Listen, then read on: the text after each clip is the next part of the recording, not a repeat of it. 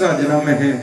इस जन्म में भी प्रभु ने मुझे समय अवसर दिया अपने जीवन को सुधारने का, तो मुझे अपने 3 जन्मों की सारी बात याद है। ये मेरा भजन का तप है, ये तप का प्रभाव है मेरे का।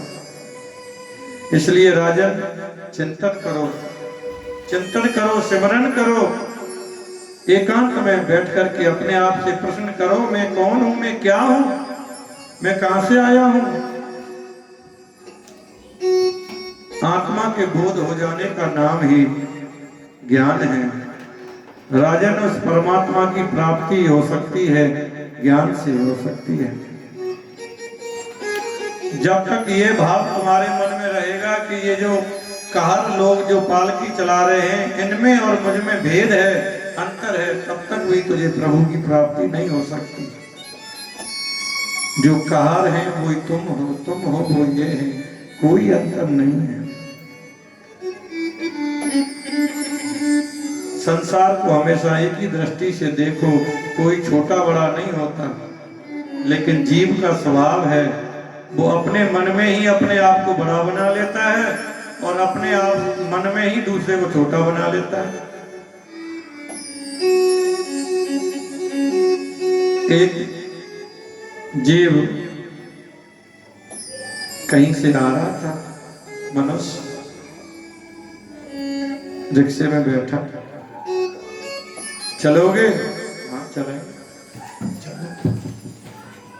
ले आया, उतरा अपने घर पर, उसको 10 रुपया दिया। लगा नहीं महाराज 10 नहीं 20 रुपये दो। तो उनके साथ एक और था, वो था छोड़ो, छोटे लोग हैं भाई, किसने बनाया उसको छोटा? हमारा मन ही बड़ा बना लेता है किसी को और हमारा मन ही किसी को छोटा बना देता है। इनके मुंह में लग हुए छोटे लोग हैं, इसके सींग निकले हुए छोटे लोग हैं, 2 हाथ 2 पैर उसके भी हैं हमारे भी हैं। जब तक ये भाव तुम्हारे दिल में रहेगा ये छोटा है मैं बड़ा हूं, तब तक भी भक्ति दूर दूर हजारों कोस दूर है, उसके निकट भी नहीं पहुंच सकते।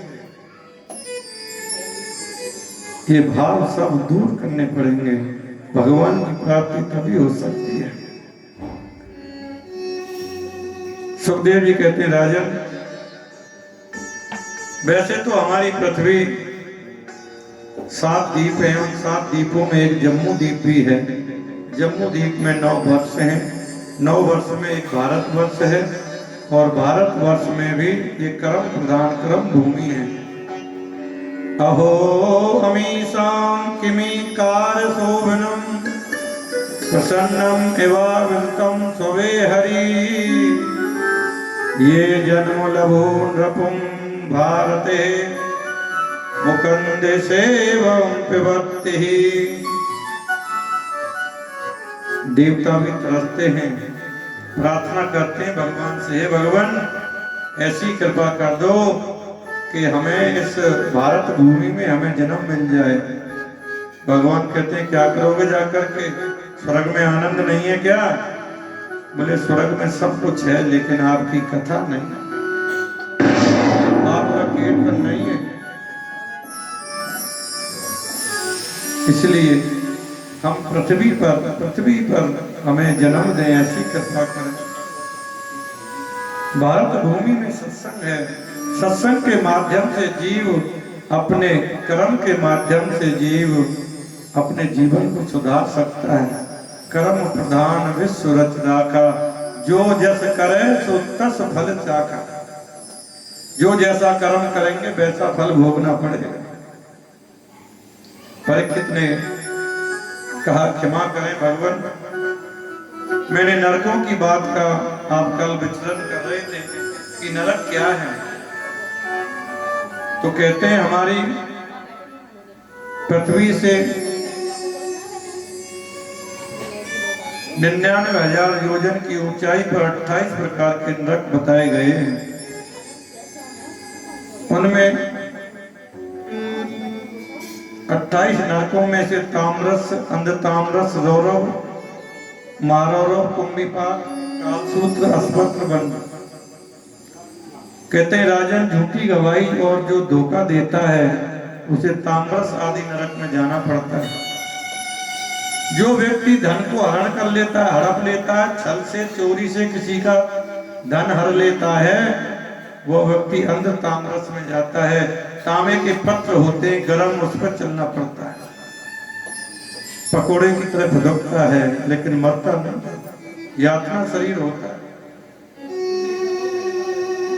जो व्यक्ति किसी से घृणा द्वेष करता है वो रौरव नरक में जाता है, और जो व्यक्ति हिंसा करता है, जीवों की हिंसा करता है, वो कुंभी पाक आदि नरक में जाता है। एक बहुत बड़ा विशाल कढ़ा है जिसमें 1000 मन तेल उबल रहा है, और जीव जब जाता है तो उसमें पटक देते हैं। जैसे जहाँ तल तल के खाया ना, वैसे ही वहां वो भी तलते हैं, आ जाओ, बहुत माल खींचा था, फदकता है जीव, मरता नहीं है, चिल्लाता है, कोई नहीं देखते सुनने वाला, 1000 मन तेल में खदकता रहता है, और जीव उसमें पकोड़े की तरह घूमता रहता है, मरता नहीं है, यातना शरीर है, बहुत कष्ट पाता है। तो कहते हैं राजा ने पूछा कि कुंभी पाक नरक क्या है भगवान? तो सुखदेव जी कहते हैं महाराज, कुंभी पाक नरक वही है जहाँ जीवों को उसमें पकोड़े बनाते हैं हम लोग, वही कुंभी पाक नरक है। जिसने अपने बुरे कर्म किए हैं, जीवों को काट काट करके जिन्होंने खाया, वही लोग उस कुंभी पाक नरक में डालते हैं। ये परिवर्तनीय है मेरा जीव भागवत में कथा सुनने को। कहते हैं मैंने एक लेख सुना, सुखदेव जी कहते हैं राजन, हिंसा की वृत्ति को छोड़ो, आचरण शुद्ध आचरण बनाओ, शुद्ध आचरण बनाओगे तो आनंद में रहोगे। राजा परीक्षित ने कहा, कुछ पाप हमसे भी अगर हो जाएं भगवान, कि जैसे झाड़ू लगाते वक्त हमसे पाप हो जाते हैं, चेंटियां मर जाती हैं, हमारी श्वास के माध्यम से जीव मर जाते हैं, इतने छोटे छोटे जीव होते हैं जो हमको दिखाई नहीं देते, हमारी गर्म श्वास से भी मर जाते हैं जी। यदि हमसे वो पाप कर्म हो जाए तो उनसे हम कैसे निवृत्ति हो? तो कहते हैं नित्य 5 यज्ञ करने चाहिए, 5 प्रकार के यज्ञ नित्य करने चाहिए। कौन कौन से? सबसे पहले घर में रोटी बने तो गाय के लिए 1 रोटी निकालें। दूसरा, 1 रोटी में चिपड़ करके मीठा डाल करके टुकड़े करके जहाँ चेटियां रहती हैं वहां पर डालें, दूसरा यज्ञ हो जाता है। कहीं जलाशय आदि में जाकर के आटे की गोली बना करके उसमें डाल दें। अतिथि सत्कार करें। घर के द्वार पर अगर कोई भिखारी भी आ जाए तो कभी झूठा अन्न, झूठी चीज कभी ना दें। पता नहीं किस रूप में कौन आ जाए द्वार पर, कभी झूठी वस्तु किसी को ना दें। सबसे सर्वोत्तम है राजा गोविंद की भक्ति, गोविंद का कीर्तन। गोविंद के कीर्तन में बड़ी सामर्थ्य है कि कर्मणा कर्म निवारो नाम हांतकेतवे अवरुद्धं ते प्रसेवनाम नरकेशति जायति। गोविंद के कीर्तन में सामर्थ्य है, उसके नाम में शक्ति है। जीव में भगवान इतने कृपालु हैं, वो कहते हैं कि जो कुछ भी जीव से बन जाए, फिर भी अगर वो यातना क्षमा याचना मांग लेता है तो मैं क्षमा कर देता हूँ। अगर जीव के मैं दोष देखने लग जाऊं तो जन्म जन्मांतर लग जाएंगे, इसका कभी कुछ बन नहीं सकता। भगवान तो बड़े कृपालु हैं, एक गुण पे ही रीझ जाते हैं और अपने मन की मलिनता को राम के नाम से, गोविंद के नाम से दूर करें कि राम नाम के राम नाम के सावन से जो मन का मैल छुड़ाएगा, निर्मल मन के दर्पण में वो राम का दर्शन पाएगा। ओ राम के दर्शन पाएगा, ओ राम के दर्शन पाएगा। राम नाम के सावन से जो मन का मैल छुड़ाएगा, निर्मल मन के दर्पण में वो राम का दर्शन पाएगा। राम नाम के सावन से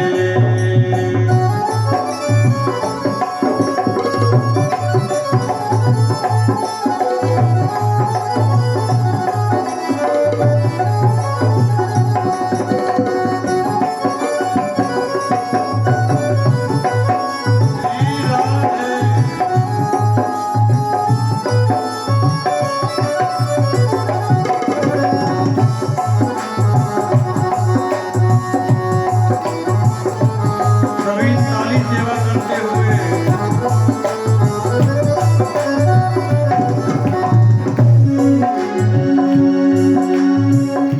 हर प्राणी में राम रमे, क्षण भर तुमसे दूर नहीं।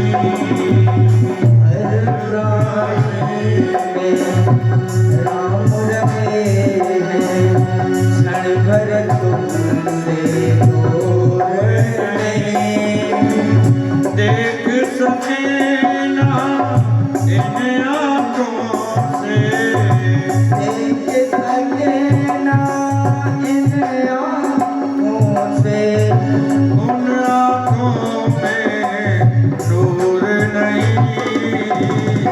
राम नाम के सावन से जो मन का मैल छुड़ाएगा, राम नाम के सावन से।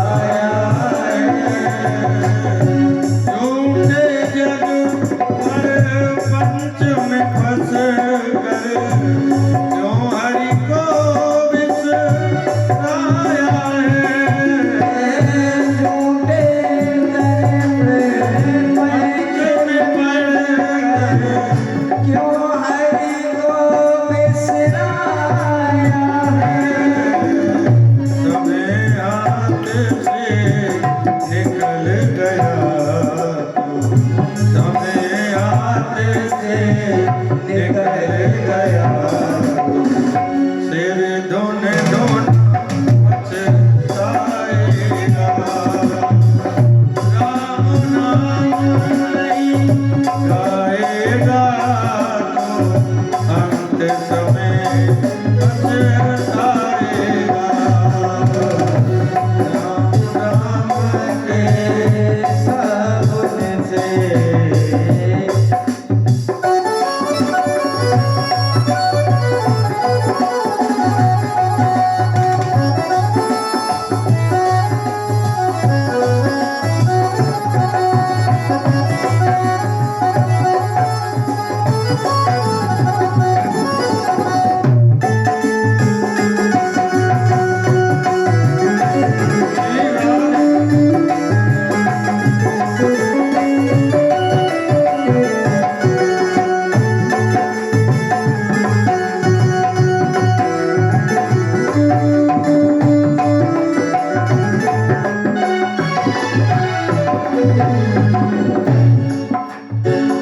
झूठ कपट निंदा को छोड़ो, हर प्राणी से प्यार करो।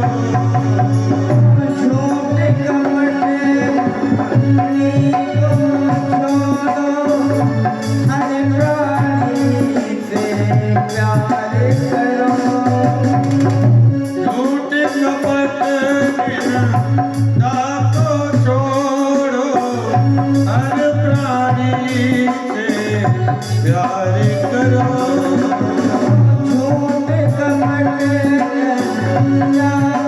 छोड़ो, हर प्राणी से प्यार करो। घर आए संतों की सेवा से न कभी इनकार करो। घर आए संतों की सेवा से न कभी इनकार करो। ना जाने किस रूप में तुमको, ना जाने किस रूप में तुमको नारायण मिल जाएगा। नाम नाम के पावन में मन का मैल छुड़ाएगा। राम नाम के सावन से मल का मैल छुड़ाएगा। राम नाम नहीं गाएगा तो अंत में पछताएगा। राम नाम के सावन से राम नाम भज राम नाम भज राम नाम भज राम नाम भज राम नाम भज राम नाम भज राम नाम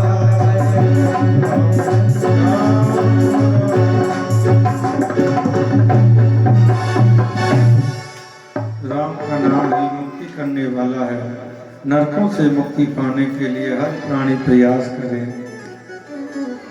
कोई व्यक्ति तपस्या के द्वारा प्रायश्चित करता है, कोई व्रत नियम के द्वारा, कोई ब्रह्मचर्य के द्वारा, जैसी जिसकी धारणा है अपनी मुक्ति का साधन करना चाहिए। एक बार काशी से एक पंडित जी पढ़ करके चले आ रहे हैं, ट्रेन में बैठे,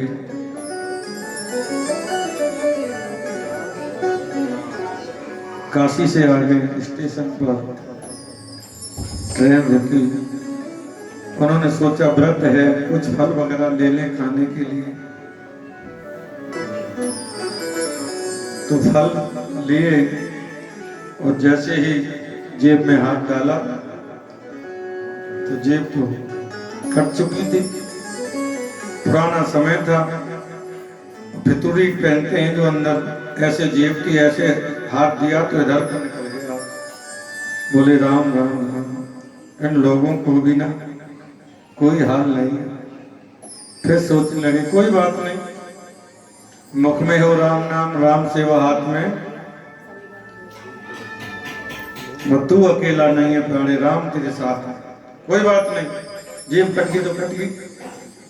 उनसे कहने लगा, रंदे भैया पैसे तो है नहीं, जेब कट गई। बोले नहीं महाराज आप ले लो, जब ले लिए तो एक आध दो तो ले ही लो, पैसे नहीं है तो कोई बात नहीं छोड़ो। तो पंडित जी ने देखा अब टिकट भी चलेगी पैसे भी चलेंगे, क्या करें। तो स्टेशन की दूसरी तरफ ट्रेन में होकर के उतरे तो दूर से एक गांव नजर आ रहा था, 2-3 किलोमीटर पर था।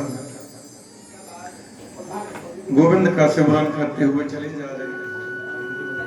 तो उन्होंने वहां मंदिर था, मंदिर में पूछा पंडित जी कहाँ रहते हैं।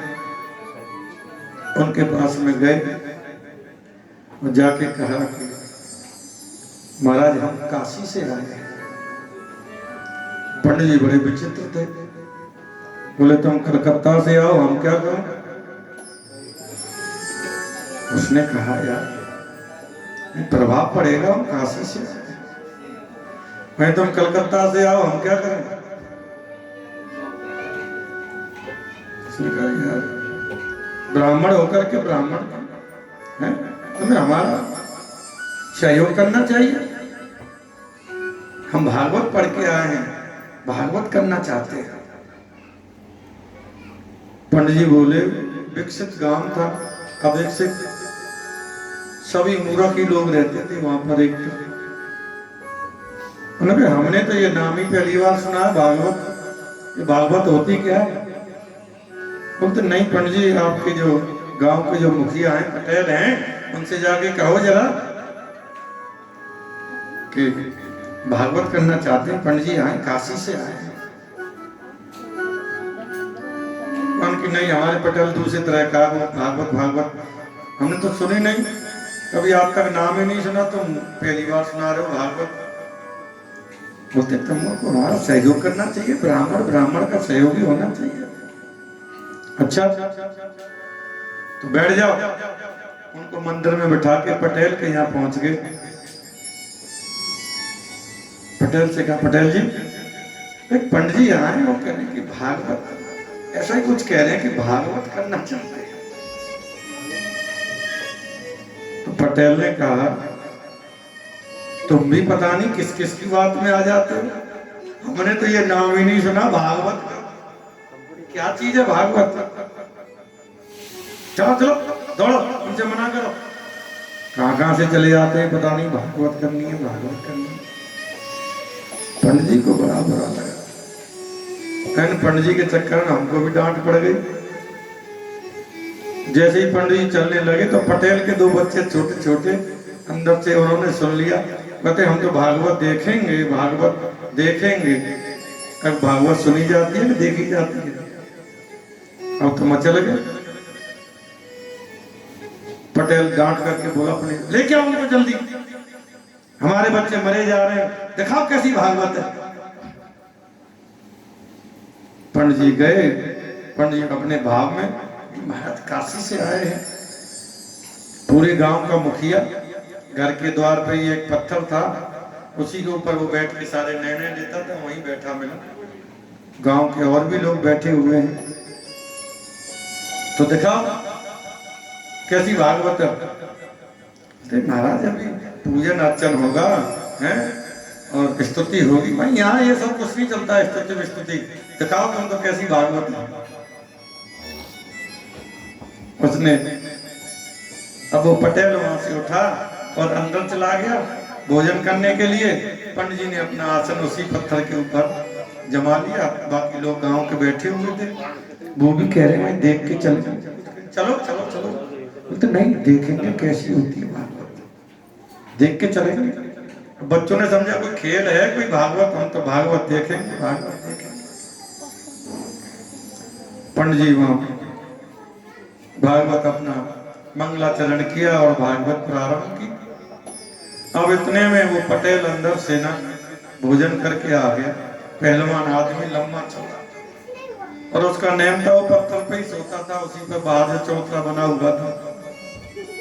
अब पंडित जी बैठे हुए हैं,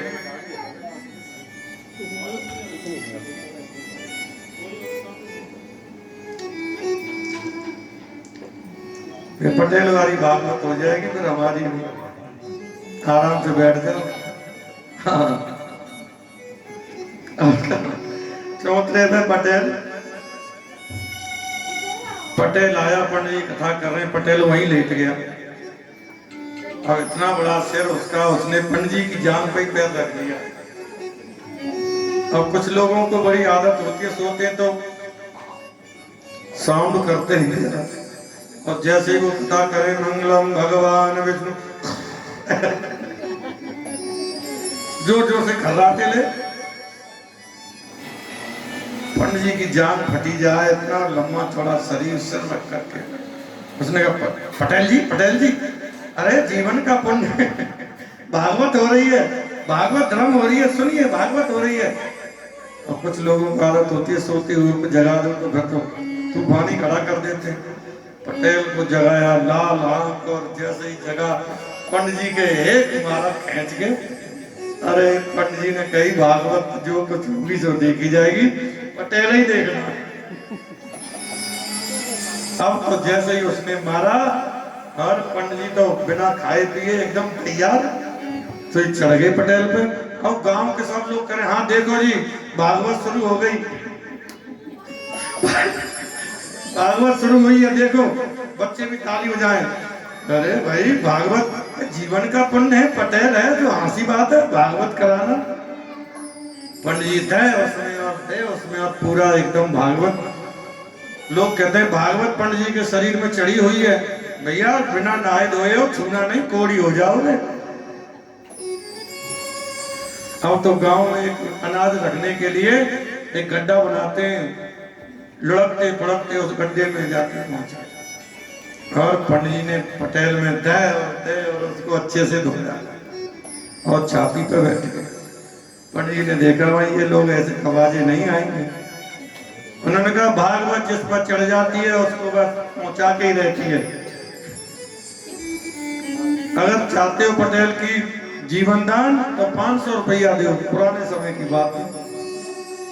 और बाकी पत्नी भागी कौन सुने, अब तो जितना जो कुछ था ला के ऊपर से फेंका। बहन आई, अरे गैया और भैया, गैया और मैया ले, पर मेरे भैया छोड़ दे। उसे भागवत जिस पर चढ़ जाती है उसे छोड़ती नहीं है। उन्होंने सब पैसे डाले और नशेनी पौड़ी लेकर के वहीं पौड़ी डालो। जैसे ही उन्होंने नशेनी उस गड्ढे में डाली और दूर से डाल करके सब लोग पेड़ों पर चढ़ गए। मान की भागवत चढ़ी हुई है पंडित जी के शरीर में, चढ़ बैठेगी। ये तो पटेल थे जो झेल गए, हम तो गरीब गुरबा मर जाएंगे दुबले पतले। पंडित जी बाहर निकले, लेकर के चले जा रहे हैं। पटेल को निकाला, वाह भाई पटेल, 7 पैरी पर झंडा गाड़ दिया आज तूने। आज तक किसी ने भागवत नहीं करवाई, तूने भागवत तो करा ली।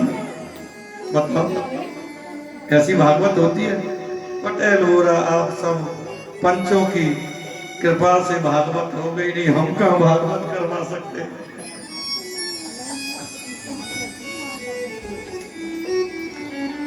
तो ऐसा भी है, जब तक मन में भाव ना हो तब तक कोई चीज प्रभावी नहीं हो सकती है। आगे भगवान कहते हैं, आचार्य सुखदेव जी कहते हैं कि मैं ऐसा मानता हूं कि एक बार भी जिसने अपने मन में गोविंद के चरणों को बिठा लिया वो स्वयं भी कभी स्वप्न में यमराज को नहीं देख सकता। एक बार मन में कैसे भी गोविंद बैठ जाए। राजन, मुझे एक कथा याद आती है। एक पंडित जी थे, उन पंडित जी का नाम है अजामिल। बड़े विद्वान, बड़े सुशील, परमित भाषी, तेजस्वी, यशस्वी, मनस्वी। अजामिल को शास्त्रों का बड़ा बोध, शास्त्रों के बड़े ज्ञानी।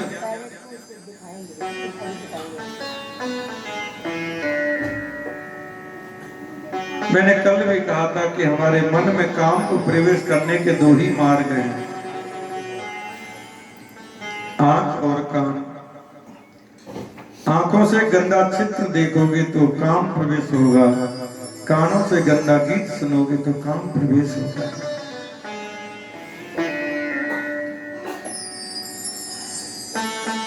बड़े परमितभाषी हैं।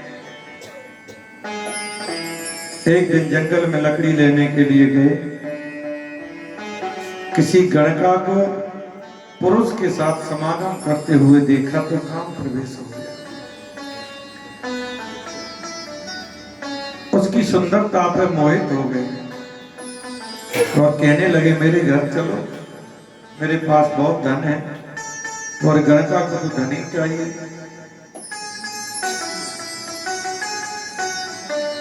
अजामिल में सभी गुण विद्यमान हैं। एक दिन अपने नित्य कर्म से निर्मित होकर के लौटे तो गणका डांट करके बोलती है, पैसे लेके आओ, पैसे कमाओ। उस गणका के इतने सुंदर पे मोहित थे, धीरे धीरे उसके संबंध से अजामिल जी उसके माध्यम से गणका के 9 पुत्र हुए। 9 पुत्रों का गणका के माध्यम से जन्म हुआ।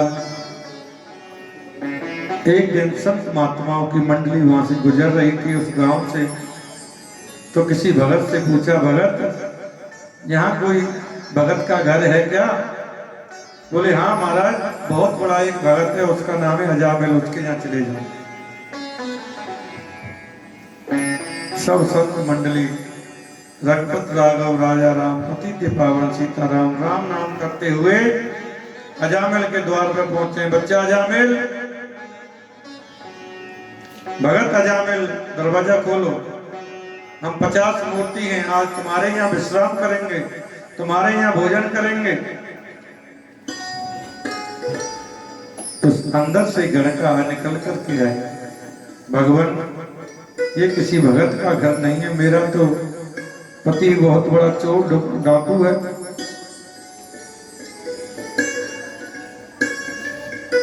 लेकिन मेरी माँ कहती थी बिना बुलाए दरवाजे पे आ जाएं तो समझ लेना तुम्हारे कोई पुराने पूर्व जन्मों के पुण्य उदय होंगे। भगवान मेरे घर में इतनी शुद्धता नहीं है, इतनी पवित्रता नहीं है कि आपको मैं भोजन करा सकूं, लेकिन मैं आपको सूखा अन्न दे सकती हूँ, आप बना के पालें, आप बना के पालें।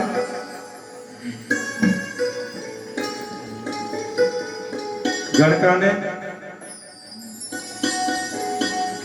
सूखा अन्न दिया, उन्होंने राम जी का प्रसाद बनाया, भोग बनाया और राम जी को भोग लगाया और आराम से पाए। जैसे ही भोग पाने लगे उस मंडली के महंत जी तो आंखों से आंसू आ गए, सोचने लगे हमारा साधुत्व तो क्या रहा, आज हमने इस गणका के यहाँ पे भोजन कर लिया। यदि इसके जीवन का, अजामिल के घर का अन्न खाया है, यदि इसके जीवन को नहीं बदला तो हम महात्मा होने का क्या फायदा। संत महात्माओं ने भोग बनाया, पाया, आराम से वृक्ष के नीचे विश्राम कर रहे हैं। रात को, रात्रि का समय 12 बजे अजामिल काली पट्टी बांध के जैसे ही आया, संत महात्माओं को देखा तो आग बबूला हो गया, बरसने लगा उन पर। किसने बुलाया तुम्हें? तुम्हारी हिम्मत कैसे हुई मेरे घर के द्वार के आगे बैठने की? जैसे जोर से बरस रहा था तो गणका निकल के आई और डांट कर कहने लगे तुम्हें शर्म नहीं आती? संत महात्माओं तो ऐसे बोलते हैं, ऐसे बात करते हैं, तुम्हारा क्या ले लिया? मैंने ही रोका था। कोई नॉर्मल हो गया, तुमने रोका था, कोई बात नहीं, मैं तो ऐसे ही कह रहा था। महात्माओं ने कहा बिटिया के पास तो बहुत अच्छी चाबी है, मिनट में नॉर्मल हो गया, अभी तो बड़ा बरस रहा था।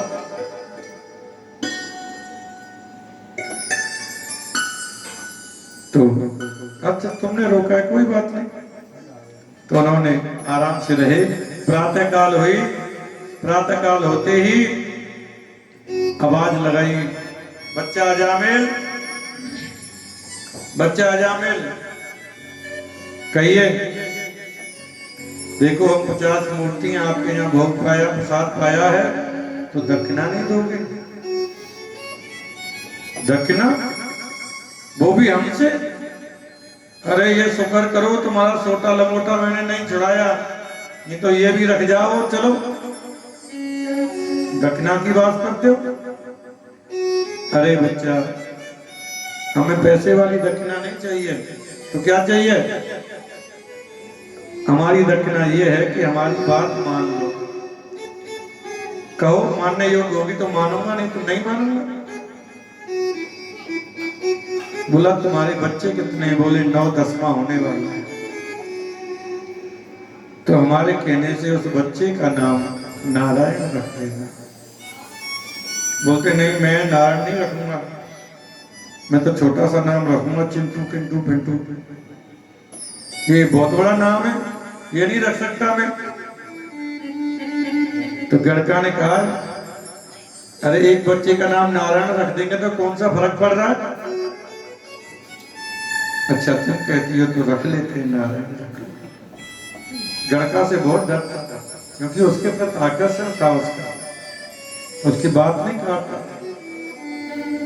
उसके बच्चे का नाम नारायण रख दिया। संतों के पास कैसी युक्ति, जिससे कहेंगे हनुमान चालीसा करो तो करने वाला नहीं, कहेंगे सिमरन करो तो करने वाला नहीं। बच्चे का नाम नारायण रख दिया। दिन में 10-5 बार तो बुलाएगा। अब छोटे बच्चे के प्रति लगाव भी ज्यादा रहता है। दिन भर बस बच्चा नारायण, बच्चा नारायण, इधर आओ बच्चा नारायण। अंत तो अगर तो समय आया, अंत समय आया, यम के दूत आ गए पकड़ने के लिए। जैसे ही यम के दूत देखे तो तड़पने लगा, चिल्लाने लगा, बचाओ बचाओ बचाओ, चिल्लाने लगा कि दूरे क्रीणाम का सुतम पुत्र नारायणम इति